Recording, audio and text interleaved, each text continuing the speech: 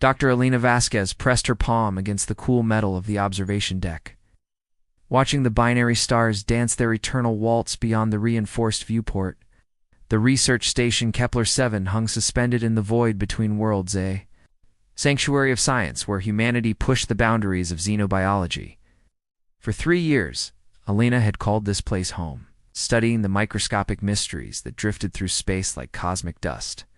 The silence of her laboratory was broken by an urgent chime from her communications array. Elena frowned, glancing at the chronometer 03 for 7 hours, typed into the station's artificial night cycle. Emergency transmissions at this hour usually meant disaster somewhere in the outer colonies.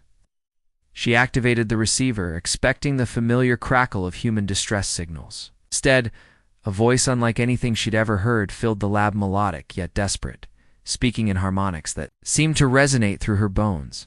Please, anyone who receives this transmission. My people are dying. The plague consumes us from within. I am Zara Nethes of the Valkyrian fleet, and I carry the last hope of my species. If there is compassion in your hearts, if you possess the knowledge to heal genetic corruption, please respond.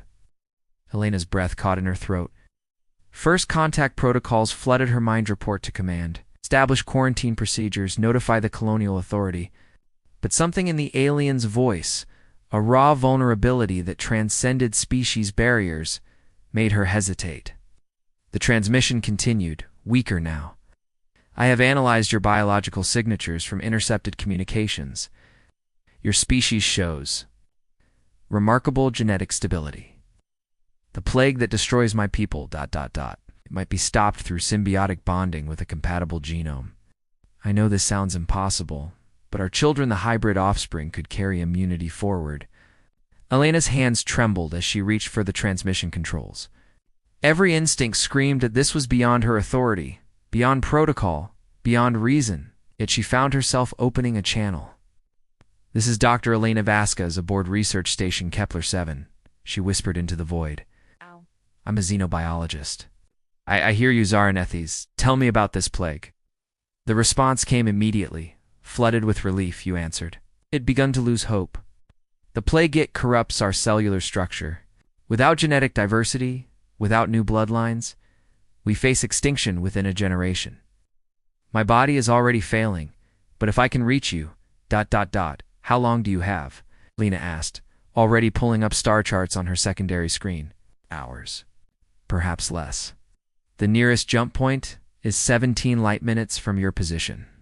I am pushing my ship beyond its limits, but the plague accelerates when we are alone, when we have no companion to stabilize our biology. Elena's mind raced through the implications. Symbiotic bonding between species was theoretical at best. But the genetic degradation Zara described followed patterns she'd observed in her research on isolated populations. What do you need from me? Sanctuary? Time? And Zara's voice grew quieter, more intimate. A partner willing to attempt something that has never been tried. The bonding process requires close physical contact, shared genetic material through intimate connection. Your species and mine, we are more compatible than you might imagine. Heat rose in Elena's cheeks, but she pushed past the embarrassment. This was science, survival, the potential salvation of an entire species. I'm transmitting. Coordinates to a secure docking bay. The station commander will try to stop this if he knows, but I can get you aboard unseen. Thank you, Zara breathed. Ow. Your kindness may be the bridge between our worlds. As Elena began preparing her lab for the most important experiment of her career, she wondered if she was saving a species or condemning her own. The colonial authority had strict protocols about alien contact, especially involving biological exchange. But looking out at the stars where Zara's ship was racing toward them, Lena felt something she hadn't experienced in years: purpose that transcended politics and protocol. The next few hours would determine whether first contact would be humanity's greatest triumph or its greatest mistake. Elena only knew that she couldn't turn away from a dying voice in the darkness, couldn't ignore the possibility that love might be the key to survival among the stars. Her hands moved swiftly across the control panels, preparing to welcome a stranger who might become something far more precious than either of them dared to imagine.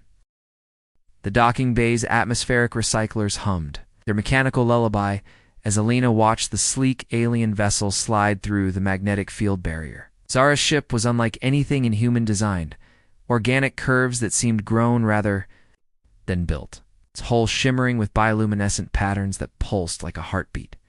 Elena's hands shook as she checked her portable medical scanner one final time. The bay's environmental controls showed stable atmosphere, but her heart hammered against her ribs. In 20 minutes, the station's security sweep would reach this sector. 20 minutes to save a species. The ship's boarding ramp descended with a whisper of hydraulics, and Alina held her breath. What emerged was not the monstrous alien her imagination had conjured, but a figure of ethereal beauty that made her chest tighten with unexpected emotion. Zara Nethi stood just over 6 feet. Tall, her lithe form wrapped in a biosuit that clung to elegant curves. Her skin held an opalescent quality, shifting between pale silver and soft lavender in the bay's artificial lighting. Most striking were her eyes, luminous pools of deep violet that seemed to hold the wisdom of stars. "Dr. Vasquez Zara," said her voice, carrying that same melodic quality from the transmission. "You're even more beautiful than your genetic profile suggested." Heat rushed to Elena's cheeks. "I thank you. How are you feeling?" The plague Zara stumbled, catching herself against the ship's hull. Alina rushed forward, sliding an arm around the alien woman's waist. The contact sent an electric shock through her nervous system. Zara's skin was warm, almost feverish, and Alina could feel a subtle tremor running through her body. "The cellular degradation is accelerating," Zara whispered, leaning into Alina's support. "Being alone for so long, it triggers the plagues. Final phase. I have perhaps hours before complete system failure." Alina guided her toward the laboratory she'd prepared, trying to ignore how perfectly Zara's body fit against hers. "I've set up a sterile environment. I need to run some tests, understand the biological mechanism before we attempt any intervention." They moved through the station's corridors like shadows, Elena's security clearance opening passages she'd never used before. In her lab, she helped Zara onto the examination table, their eyes meeting in a moment of charged silence. "I need to take tissue samples," Alina said softly. "Analyze your cellular structure." Zara nodded, extending her arm. As Alina drew the bioscanner across her skin, she noticed intricate patterns beneath the surface networks of luminescent veins that pulsed with their own rhythm. The scanner's readings made her gasp. "Your cellular mitochondria are failing," Alina breathed. "But the genetic degradation pattern, it's not random, it's searching for something. It's a specific genetic sequence that would stabilize the corruption. My people theorized that the plague was not a disease but an evolutionary adaptation gone wrong," Zara explained, her voice growing weaker. "We became too isolated, too genetically uniform. The plague forces us to seek genetic diversity or die." Lena's mind raced through the implications. The symbiotic bonding, it's not just about reproduction, it's about genetic rescue. Your DNA is trying to integrate with compatible foreign genetic material to repair itself. Zara reached out, her fingers brushing Elena's hand. The touch sent warmth spiraling through Elena's arm. "Will you help me? Not just as a scientist, but as a woman? The bonding requires intimacy, trust. I cannot force it." Alina looked into those violet eyes and saw herself reflected there not as a cold researcher, but as someone capable of love beyond the boundaries of species. "Yes," she whispered. "Whatever you need." The station's lights dimmed to simulate night cycle, and Alina found herself drawing closer to this remarkable being who had crossed the void seeking salvation. As their lips met in a tentative kiss, Alina felt the universe shift around them. This was no longer just about science or species survival. It was about two souls finding each other in the infinite darkness of space. Zara's skin began to glow more brightly, responding to Elena's touch with patterns of light that painted the laboratory walls in shifting auroras. For the first time since her arrival, the alien woman's trembling began to subside. Captain Jackson Reed had spent 15 years running cargo between the outer colonies. but he'd never seen a job quite like this one. The message from Dr. Marcus Thorne had been cryptic. Immediate extraction required. Highest priority. Payment. Guaranteed. What Jackson found when he docked with Research Station Kepler-7 was a commander desperate to save his people, and a love story that defied the laws of biology. "You're insane," Jackson said, studying the biometric readings Alina had provided. "The Colonial Authority will hunt you to the edge of the galaxy for this." Alina stood beside Zara in the station's main biosynthesis chamber, their hands intertwined as luminescent patterns flowed between their skin. The sight was beautiful and terrifying, two species merging at the cellular level, creating something entirely new. "The bonding is working," Alina explained, her voice carrying new harmonics that seemed to echo Zara's melodic tones. "My immune. The system is stabilizing her genetic degradation, while her cellular adaptation is enhancing my biological functions. We're becoming something unprecedented." Zara's appearance had subtly shifted over the past hours. Her opalescent skin now carried faint traces of Elena's olive complexion, while Elena's eyes had developed flecks of violet that caught the light like stars. The changes were beautiful, but Jackson knew they represented a point of no return. "Colonial Authority ships dropped out of hyperspace an hour ago," Commander Thorne announced over the intercom. "They're demanding immediate surrender and sterilization protocols. Captain Reed, if you're going to get them out of here, it has to be now." Jackson's cargo ship, the Wanderer, was built for speed and stealth, perfect for smuggling precious cargo past Authority checkpoints. But he'd never smuggled anything as precious as the future of two species. "The biosynthesis isn't complete," Zara said, her voice now carrying subtle human inflections. "If we're separated now, the genetic integration could fail. Could both die." Alina squeezed her hand, feeling the warmth of their shared connection flowing between them. Over the past hours, she'd experienced sensations beyond human comprehension, the ability to sense electromagnetic fields, enhanced reflexes that made her feel like she was moving through water, an intuitive understanding of complex biological systems that had taken her years to study. "Then we finish this aboard my ship," Jackson decided. "I've got a medical bay that can support the process. But we leave now, or we don't leave at all." The transfer to the Wanderer was a blur of activity. Alina and Zara moved together, their synchronized movements a testament to their growing biological unity. As they settled into the ship's medical bay, Jackson initiated the undocking sequence. "Where are we going?" Alina asked, as the stars wheeled past the viewport. "Sanctuary Station," Jackson replied, his fingers dancing over the navigation controls. "It's a free port in the Kepler Nebulano. Colonial Authority jurisdiction, no questions asked. You can complete your transformation in peace." As the Wanderer jumped to hyperspace, Alina felt the universe open up around her. Through her bond with Zara, she could sense the quantum fluctuations of space-time, feel the gravitational currents of distant stars. The sensation was intoxicating and terrifying. "What are we becoming?" she whispered to Zara as they lay together in the medical bay's biopod.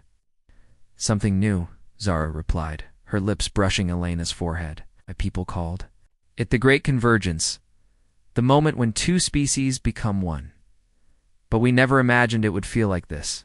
Alina could feel Zara's memories flowing into her consciousness, the beauty of the Valkyrian homeworld before the plague, the desperate journey across the stars. The moment she'd heard Elena's voice and felt hope for the first time in decades.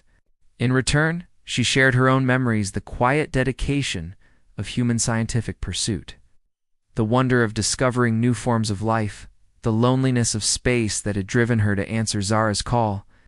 "The children we'll have," Zara continued, "they'll carry the best of both our species, immune to the plague, capable of surviving in environments that would kill either of our parent species alone. They'll be the bridge between worlds." Alina felt a new life stirring within her, not pregnancy in the traditional sense, but a genetic revolution that would produce offspring unlike anything the galaxy had ever seen. The thought should have terrified her, but instead, she felt a profound sense of completion. "I love you," she whispered, the words carrying new meaning in her transformed state. "And I love you," Zara replied, "across species, across stars, across the vast emptiness that brought us together." As the Wanderer raced towards sanctuary, Alina and Zara continued their transformation. It's becoming living proof that love could transcend the boundaries of biology and create something beautiful from the ashes of extinction. 3 years after the first contact that changed a species forever, the colony ship New Harmony drifted through the Andromeda Passage, carrying refugees from both worlds toward a future none of them could have imagined. Alina stood in the observation deck, watching her daughter play with the other hybrid children in the ship's central garden. Nova was remarkably a perfect fusion of human and Valkyrian. Genetics that made her equally at home in deep space or planetary environments. At 3 years old, she could already sense quantum fluctuations and communicate in harmonics that bridged both languages. Her skin held the opalescent beauty of her Valkyrian heritage, while her dark hair and determined spirit came from her human lineage. She's extraordinary, Zara said, joining Alina at the viewport. After their symbiotic bonding, Zara had become something beyond her original species, still recognizably Valkyrian, but enhanced with human adaptability and resilience. They all are, Alina replied, watching as 24 hybrid children played. Together, under the care of both human and Valkyrian adults, the plague that had threatened to destroy the Valkyrians was now extinct, defeated by the genetic diversity their children represented. Captain Jackson Reed's voice echoed through the ship's communication system. All hands, let's prepare for final approach to Kepler Prime. Welcome to your new home. Through the viewport, a blue-green world grew larger, its 3 moons dancing in complex orbital patterns. Kepler Prime was a neutral world, claimed by neither the colonial authority nor the Valkyrian Empire, a place where their hybrid community could grow without interference. The authority still considers us fugitives, Alina mused, thinking of the wanted bulletins that carried their faces across known space. Let them, Zara replied, her arm slipping around Alina's waist. We've proven that evolution doesn't ask permission. Our children will inherit the stars, and the old authorities will have to adapt or be left behind. Alina felt the truth of those words resonating through the neural link she shared with Zara. Over the past 3 years, more human Valkyrian bondings had occurred, each one creating stronger, more adaptable offspring. The hybrid community had grown from 2 desperate souls to over 300 individuals, representing the vanguard of a new form of humanity. Mom, look, Nova called out, her voice carrying both human excitement and Valkyrian harmonic undertones. She was pointing at the planet below, her enhanced vision picking out details that neither parent species could see alone. Alina knelt beside her daughter, marveling at how Nova's eyes shifted color in response to different light frequencies. Ow, what do you see, sweetheart? Cities, Nova said, her small hand pressed against the viewport. Empty ones, waiting for us to make them full of life and love and music. Alina exchanged a glance with Zara, recognizing their daughter's inherited ability to sense the emotional resonance of environments. The abandoned cities Nova had spotted would indeed become their new homoplace, where 2 species could merge into something greater than the sum of their parts. As the New Harmony entered Kepler Prime's atmosphere, Alina reflected on the journey that had brought them here. It had begun with a desperate transmission across the void, but it had become something magnificent, proof that love could transcend species, that survival and evolution were not just about the strongest, but about those willing to embrace change. What do you think they'll call us? Zara asked, watching their daughter press her face against the viewport with wonder. The beginning, Alina replied, feeling the future opening up before them like a flower blooming in the darkness of space. They'll call us the beginning. The ship touched down on Kepler Prime's main continent, and Alina felt the solid ground beneath her feet for the first time in months. But she no longer thought of herself as bound to any single world. She was part of something larger now. New species that belonged not to Earth or Valkyrie, but to the stars themselves. Hand in hand with Zara, with Nova running ahead to explore their new world, Alina stepped into a future where the word alien had lost all meaning. They were no longer human or Valkyrian. They were something unprecedented, something wonderful, something that would carry the dreams of 2 civilizations into the infinite possibilities of tomorrow. In the distance, other ships were arriving, more families, more hybrids, more proof that when species meet in love rather than fear, the universe itself transforms. The symbiotic bond that had saved Zara's life had become the foundation for a new form of consciousness that would echo through the galaxy for generations to come. Elena smiled, feeling the collective heartbeat of her new community resonating through the quantum field that connected them all. This was not the end of their story, it was the beginning of something magnificent.